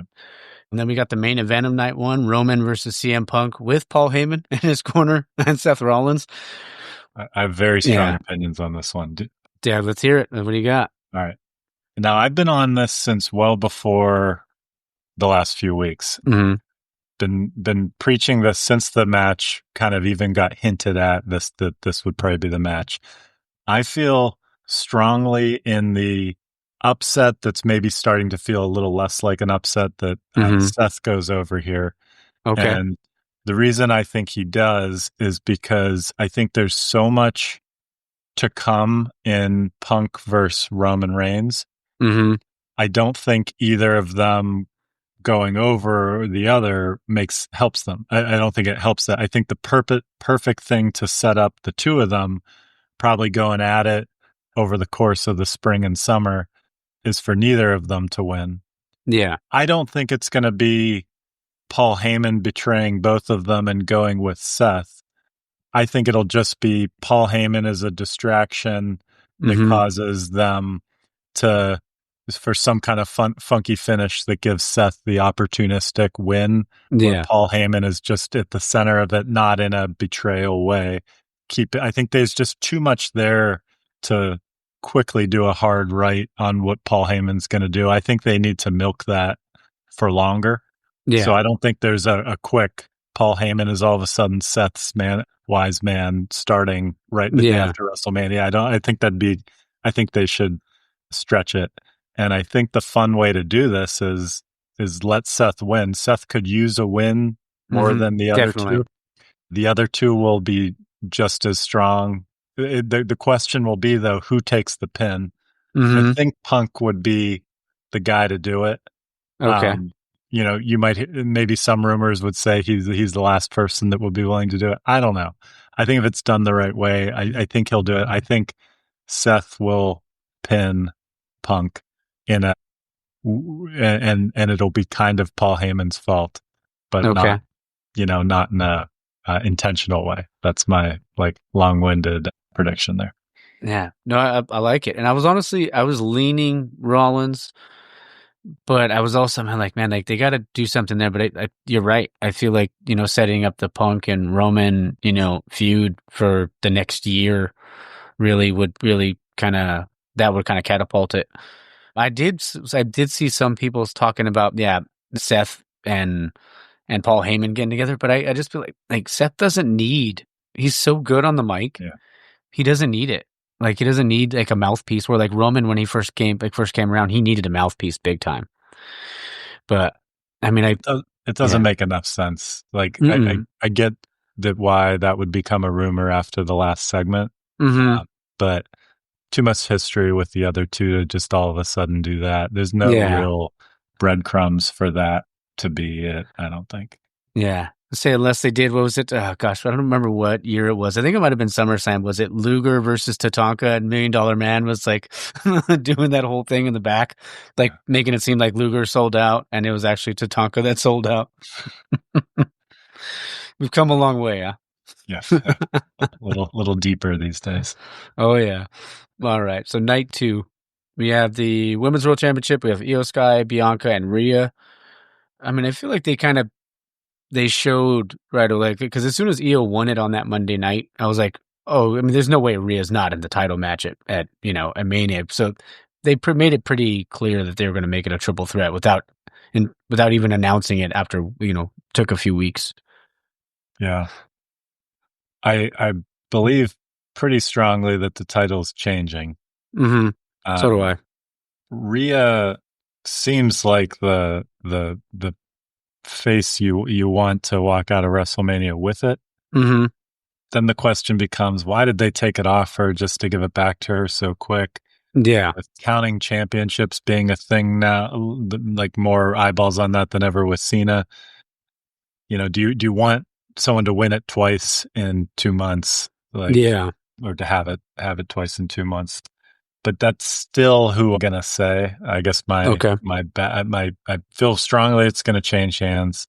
I'd go Rhea as my pick, but I'd certainly not be shocked if Bianca won it either.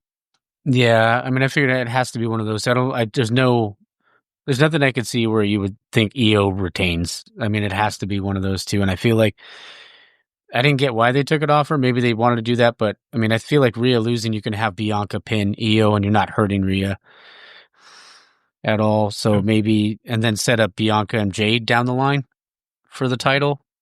So, I'm gonna, I'll go. I want Rhea to win, but I'm gonna go Bianca. Okay. Yeah. Sure. Let's see. Then we got the Intercontinental Championship as Braun Breaker defends against Penta, Finn, and Dominique in the Fatal 4-Way. Yeah, this one feels, I'm going to put my Booker hat on Okay. here, and I'm going to say, well, can we have a quick discussion on Braun, Yeah. real quick? Do you think his wrestling abilities a problem? I think so. I mean, it reminds me of Goldberg a little bit. That's what. Here's what I was gonna say, because he felt like after that moment at the Rumble Mm-hmm. was just awesome, and you could just Yeah. you're like, geez, this guy's a force, and this guy has. Yeah. It's almost not believable for him to lose any of these intercontinental title matches, because he's just so fast, so big, so strong. Yeah. Technical professional wrestling abilities aside, but like he's just an absolute freak there. So like part of me wanted to say, again, this is probably wrong, but I was like, maybe they want to elevate him to the world title scene, maybe not to win it, but just to have competition for Gunther. And then so I think the real storyline here, Penta is not winning. Yeah. It's Finn or Dominic is going to pin each other or cost the other the match. And one of them, I think, is walking out with the title. Certainly not by pinning Braun Breaker. That is not happening. Oh, so definitely not. Braun will leave looking strong. Finn and Dominic will leave fighting.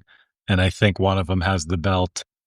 I could go either way on this one. I'm like, the homer in me wants Finn to get finally rewarded and finally a chance to look good. Like, I know. But knowing just the way they work, I'm going to actually go with Dominic coming out with the title here. That was my first inkling too. And then maybe them like that setting up something with him and Finn. But I mean, with Judgment Day, who knows?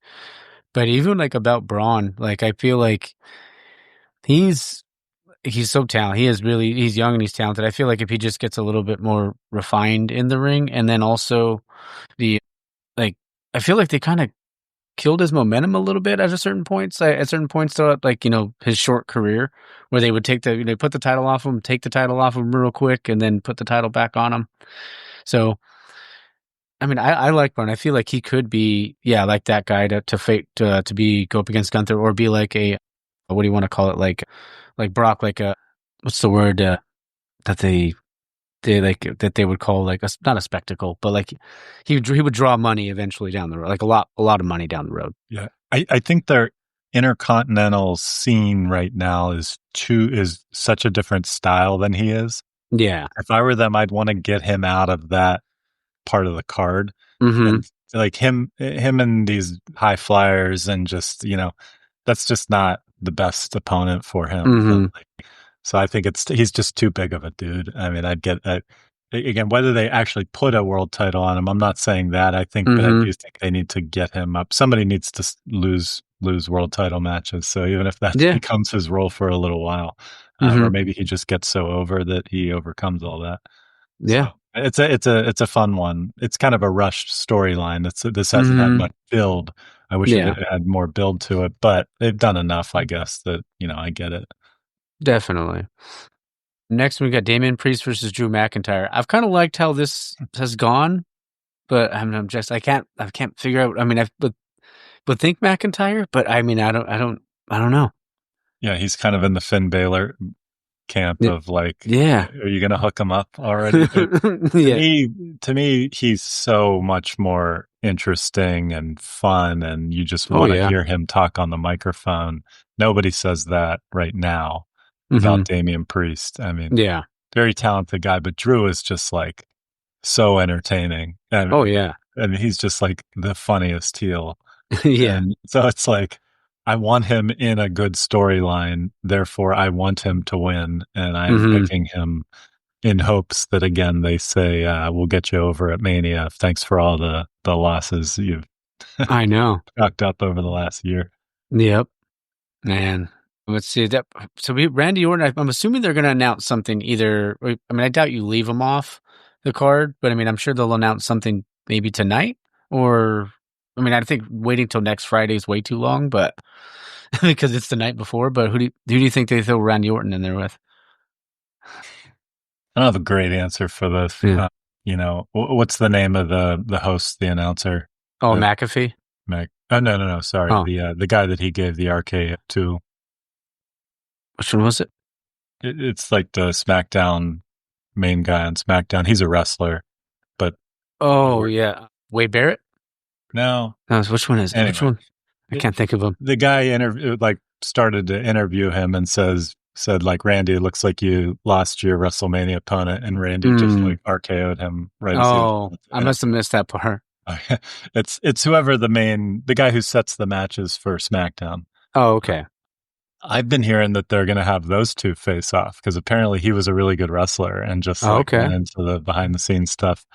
But the only thing I could think of is like an open challenge could be fun. Now, I still don't have a great answer for who he faces, but like, wouldn't it be cool if he did the open challenge and like one of the names from TNA that would get people excited? Yeah, I was thinking Ziggler or something like that, but I don't know if he would do it. Oh man, Ziggler, they've fought so many times already, but but everybody would get up for that. That would be awesome. I wasn't thinking that. I was thinking like one of the Hardys.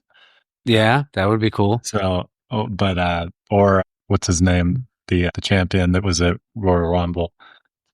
Say his name and he appears. Oh, Joe Hendry. Joe Hendry. Yeah, he's. I love Joe Hendry. He's great.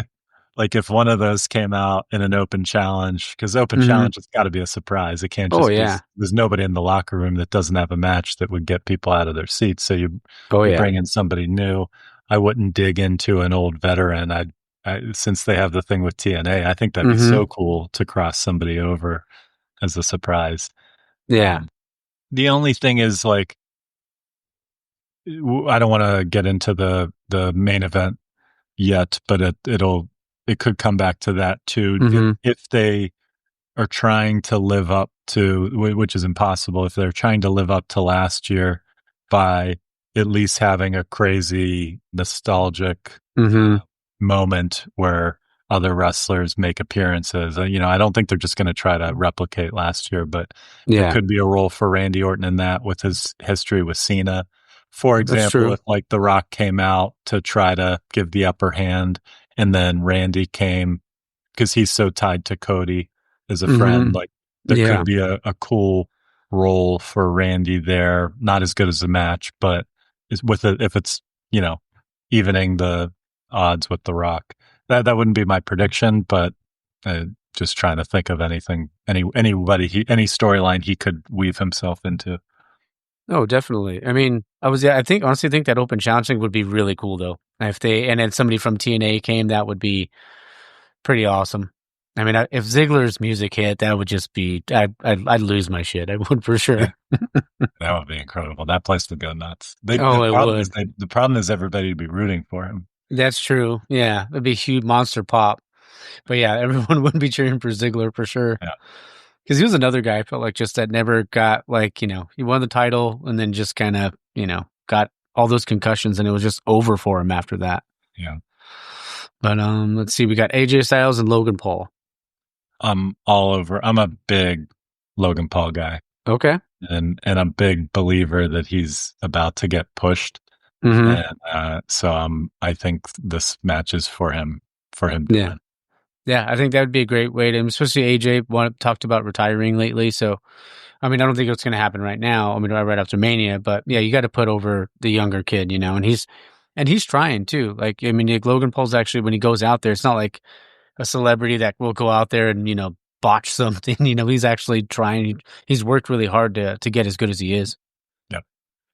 Cool. Let's see. We got the women's tag team match, the Liv Morgan and Raquel Rodriguez, but it doesn't say who the challengers are going to be. There's going to be the gauntlet match on SmackDown, I guess. So, I mean, I like Liv and Raquel. I don't think you need to take the titles off of them right now. I hadn't thought much about that one, so yeah. Yeah, sounds good. Last one, we got the main event, the big one, Cody and Cena. Do they put the title on Cena? I don't know. I'll give you my opinion after you give yours. Okay. I'm like 55% on this one. So okay. Nothing will surprise me here, but yeah. If I were in Vegas and they allowed betting and I were going to put a little bet down, I would go Cody retains, which I think is a little bit against the grain Like, I think more people than not would say Cena's gonna take the title. I think the common thing to say is, oh, a Cena heel title run would be great. And they're going to do that. We want to see Cena as the champion as a heel for this stretch until he walks up into the sunset. But I think two major reasons I don't think that's what they're planning is, you know, just the old school notion that when a veteran comes back, they come back to put guys over. Yep. And Cody is not like a young gun, but he's got plenty left in the tank, you know, carrying the company. Oh yeah. And so I think he's there to lose to Cody, actually. But the bigger reason I'm even more confident is I think there's too much, you know, I think the money, the wrestling business, they like to talk about money. I think the money is in the Cena chasing the record. Yeah. And I think it's too soon to give him the record when there's a whole nother, what is it, 8 months left his run here. I think the money is in the chase. And I think it'd be too boring and too easy to let him win it now. And the build, it's gotten very good in the, you know, very, very recent term. The last back and forth was great. But I don't think there's been enough there. I just think he needs to chase that to the bitter end. And can I give you my long-term favorite prediction in the world? Yeah, let's do it. Okay. Cody retains. I haven't thought through like every little nut and bolt that happens in between then, but Money in the Bank, the perfect Money in the Bank winner, which is a perfect Money in the Bank winner is always a heel. And also someone on the rise who you didn't quite see wearing a world title yet, but then the more you think about it, it's like, yeah, to me, that's Logan Paul. Okay. Logan Paul wins Money in the Bank. In this time, maybe Cena has a good moment with Cody, a moment of respect, maybe kind of snaps out of this heel thing that isn't like full heel. It's just like angry. But so maybe they, or maybe this happens later in the year, but they set up, who knows if it'll still be Gunther, but in this build up to what I think will be the last pay-per-view of the year, whatever they call what's in December, I think Cena will still not have won the title, but will have worked his way back into the chase. I think he will, again, I don't even know if it'll be the WWE title or the world title. Do both count for the record? Could he win either? I would think so. Okay. So he's in a title match in his last pay-per-view. All his promos are about how he's going to walk off into the sunset, retire with the belt. The old notion that nobody has their last match and loses, but everybody thinks Cena's going to get the record. It has fans really back and forth of two correct logics that contradict each other. What is going to happen? Is he going to not get the record? But if he does, that means he would win. Logan Paul, in the meantime, whichever the opposite title is, I would have Logan Paul like almost cashing in and all the storylines around him be the other title. Okay. So people are not thinking Logan Paul, John Cena, and whoever John Cena is facing. Let's say it's Gunther. And again, think Cena, Gunther. What's Cena there for? He's there to fight the guys he hasn't fought, put them over. So Gunther, younger, next generation, all that kind of fits a little bit. Cena, December pay-per-view, wins the title. Logan Paul's music hits. Logan Paul cashes in and beats Cena for the title. Cena leaves. He gets the record. He does not retire with the title. He puts a young guy over in Logan Paul. All the right historical what you do in wrestling boxes are checked. That's my dream scenario as a Logan Paul fan. Okay, I like that. I was even thinking for Money in the Bank. Remember when like Lesnar wasn't even in the match and he just came out and took the Money in the Bank? Yeah. I was thinking Cena could do that, and then Cena ended up winning Money in the Bank, and then because he was the first person to ever get cashed in on when Edge did it all those years ago, and then Cena kind of doing that way, because I mean that's a bigger heel move than than probably a lot of other a lot of other things he could do. Than say like just like a screwed finish at Mania and winning that way. I feel like him cashing in on a beat up Cody Rhodes or a beat up Gunther, for that matter, something like that. I mean, because you're still protecting, your champion. But I mean, I don't know. We'll see how it happens. Are you protecting the record if you do it Yeah. that way? If you're Triple H, you're in charge of the show. Is that the way you want number 17 to happen? Do you want that to happen through money? Wouldn't it be better if they lost it via the Money in the Bank? True. That's true. Yeah. Because that's something. Do you want the record breaking win to be a cheap cash in that took 15 seconds? Yeah. But I like it. Excited either way. I think they have this all drawn up. And I think they're just doing they're making sure every show swerves us to not think about what they're doing. But leaving those breadcrumbs as they do. So. Oh, 100%. And for my prediction, I'm with you on that. I feel like Cody retains. I just don't see it like Wyatt Mania, him losing. What would be the benefit of him losing at Mania? I think it was is more or less my logic behind it. It just doesn't really make sense to me. But I mean, I could also see them doing it like you said, right? Like I can see them Cena winning, but I'm also wondering too, like I know there's been talk of Austin being at Mania because it's in Nevada, and he's he's supposed to be there for the access stuff, and he was supposed to be there last year, but the money wasn't right, I guess, or whatever. That's why Taker ended up coming out last. But I mean, you could do something with Austin there, Austin on the Rock. I mean, I don't think obviously it would just be a one-off, obviously, but I feel like that's a possibility, especially after last year. But I don't see why you would take the belt off Cody right now. But we'll see, man. When you think about the next pay-per-view, it's usually a rematch, right? Mm-hmm. Yeah. So if Cena wins, then you wouldn't just have him win to lose it right back. That would mean Cena needs to win again. Yeah. And then it's just like, I think him losing and the chase continuing, it would be fun to see him in that Money in the Bank. Yeah. And, but again, I can't see them wanting him to break. I could see him saying, I actually don't want to break the record. Yeah. I could see him as a wrestling purist saying, I actually like being tied with Ric Flair, and I wouldn't mind retiring and sharing the record with Flair. Yeah. And so I could see him never breaking it. I think I'm sticking with he wins, but then loses it to the briefcase, which I think will be that could be an epic moment. That would be pretty insane and awesome in the best possible way. And can you real quick off the top of your head dream up, people will be happy if he gets it. Yeah. Can you dream up a better person to then pull the rug out? Yeah. Than Logan Paul. Oh yeah, the Maverick. Yeah, definitely. I mean, that'd be pretty crazy. But I mean, I honestly feel like that's definitely in the realm of possibility with all that too. Yeah. Even one of the reasons why I think Cody too is, I mean, they've been kind of setting up for a feud with him and Randy, and they've been kind of teasing that a little bit. Like Randy said, once you're done with Cena, I'm coming. I'm going to be coming for you. So. I mean, you're kind of already why are you putting that on TV? Why are you leading to that if you're not going to have Cody have the title and have a Cody Randy, program? Yeah.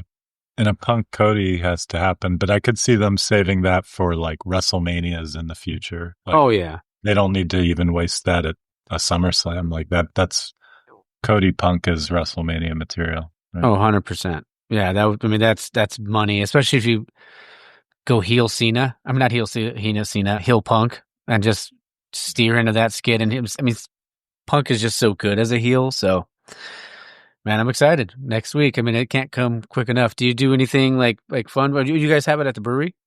No, we've never figured that out. I have like a little outdoor TV setup on my Okay. patio. So as long as the weather's decent, I usually just go outside because it's such a long show. Oh yeah. And I have friends that'll watch, the main events, but I don't have Mhm. someone that's looking to grind Oh yeah. 12 hours or whatever it is of showtime.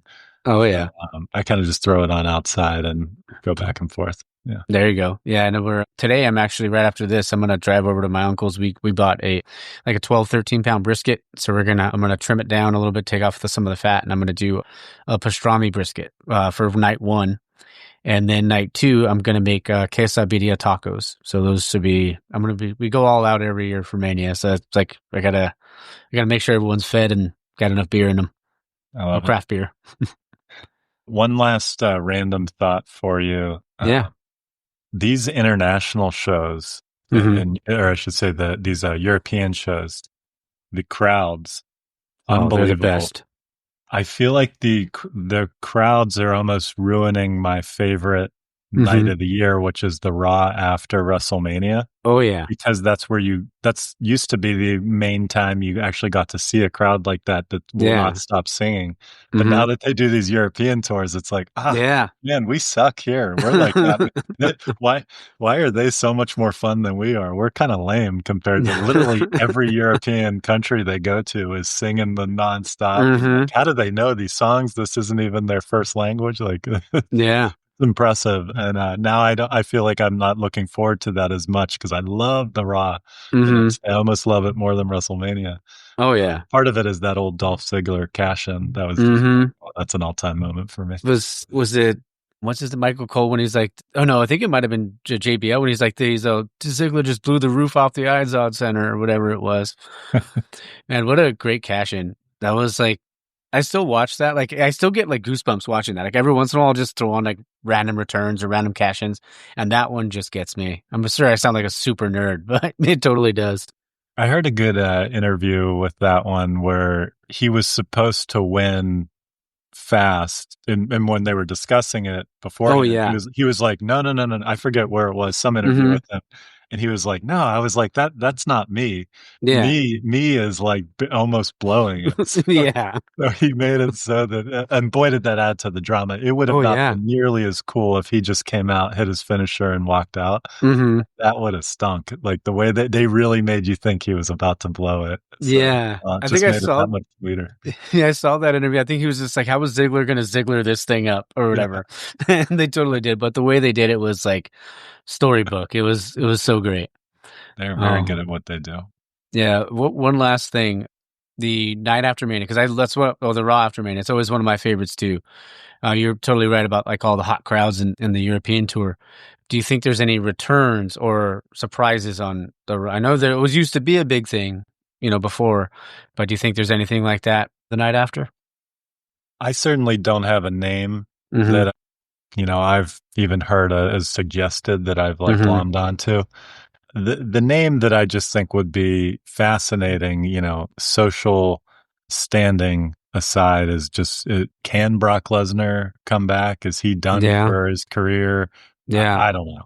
Yeah, but I just know if he is clear to come, and you throw him in the mix of all these stars they have, would that be interesting? Yeah, but. No, I don't have anyone else. I hope so. I hope there's the good part about not having anyone in mind is that if there is someone, I'll be, caught off guard, which is the best. Oh yeah. No, to be hopefully, I mean, I don't have any really predictions either. We'll see kind of how it goes, but I mean, I'm excited. It's always fun. I always take the Monday off too. I take off Friday and Monday of Mania weekend. So, and Doug, thanks for coming on, man. And we'll see how we did on our picks on Saturday and Sunday. I'm looking forward to it. I feel like we agreed a little too much, but that's okay. Yeah. I mean, I feel like, when great minds think alike, right? So yeah, exactly. Go with that. There we go. All right, guys. Well, if you guys aren't following Doug yet, make sure you follow him. It's the Beer Aficionado on Instagram. Thanks again, bud. We'll stay on the chat for a sec. Let's do it again. Cheers. All right, guys. I hope you guys enjoyed that. Like I said, it was fun. I know this is a longer episode. It's about an hour 49, but double episode. But no, I'm so grateful for everybody, man. for just this industry in general. Like I posted a thing on Friday, and I said anything for the industry, and I truly mean it. Like, and even just talking about people finding their beer, like finding your beer isn't just about going on a brewery adventure or, finding the beer that gets you into it. It's a metaphor for life. Just find something that makes you happy and pursue the shit out of it. Like, don't let things hold you back. Like, I know we worry a lot. I know, and this isn't trying not to turn this into like a, mental health podcast. I already have one of those.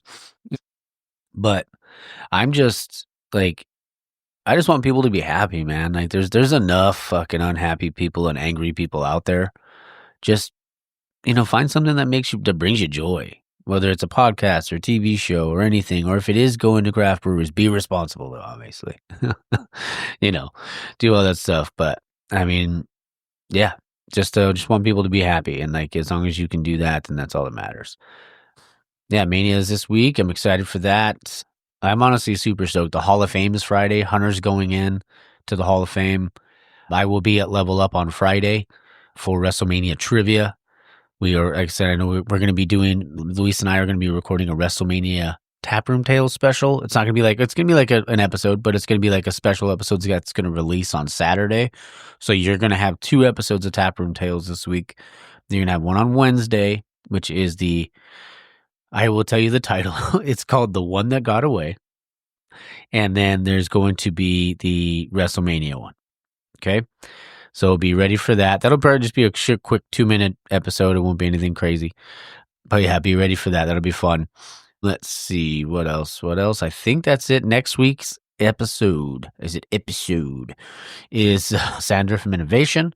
The week after that is the Twosome Brewers episode with Ezekiel and Lulu. And the week after that is going to be the Howling Rabbits episode from when I was in Texas. So yeah, and then I got another one. I think I'm recording one. Yeah, I'm recording one this week, actually tomorrow. Yeah, and that'll be, I think that's Arizona Brew Hopping, which I'm stoked about. It's cool because like the guy does like a brewery tours in Arizona, and that should be a fun one.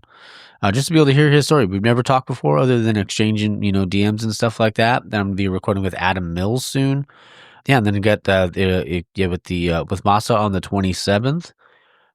Yeah, should be a fun one. We're closing in, closing in 125, man. We're only 12 away. So we're getting there. Getting ready for another thank you episode. All right. Well, I'm going to shut up now because we're closing in on 2 hours. All right. And actually, I have some tomatillos sitting in the fridge. Oh, not in the fridge, or outside the fridge. But I'm going to be, because I'm letting them sit out for a little bit, I'm going to be making a fat ass chorizo and egg and potato burrito, like a wet burrito right now. Just made my mouth water thinking about my own food. That's how good it is. All right, I'm going to shut up now. All right, guys, it's going to be a fun Sunday. It's a little gloomy right now, but hopefully that sun pops up, and get out there.